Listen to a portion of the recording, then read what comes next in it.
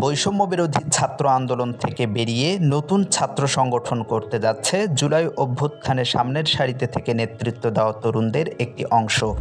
সোমবার মধুর ক্যান্টিন থেকে এর আত্মপ্রকাশের সম্ভাবনা রয়েছে। সংগঠনটির নাম হতে পারে বিপ্লবী ছাত্র শক্তি। আত্মপ্রকাশের দিনই 251 সদস্য বিশিষ্ট কমিটি ঘোষণা হতে পারে।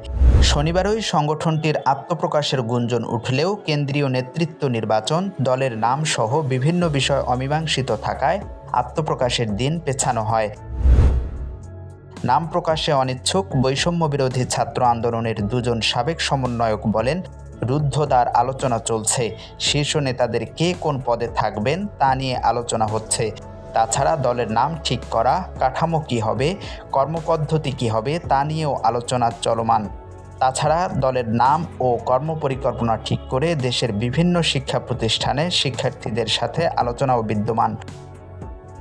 বৈষম্য বিরোধী ছাত্র আন্দোলনের বেশ কয়েকজন সাবেক সমন্বয়ক জানান, নতুন এ সংগঠনটির নেতৃত্ব বাছাইয়ে মেধাভিত্তিক সমাজ বিনির্মাণ, রাষ্ট্র ও সামাজিক দায়বদ্ধতা থেকে কাজ, আদর্শিক ও কালচারাল এক্সট্রিমিজমের বাইনারি ভেঙে মধ্যমপন্থী ধারার রাজনীতিকে গুরুত্ব দেওয়া হবে। বলা হচ্ছে, সংগঠনটির আয়ের উৎস হবে অভ্যন্তরীণ নেতাকর্মীদের মাসিক চাঁদা, প্রয়োজন মাফিক শুভাকাঙ্ক্ষীদের থেকেও অনুদান সংগ্রহ করা হতে পারে।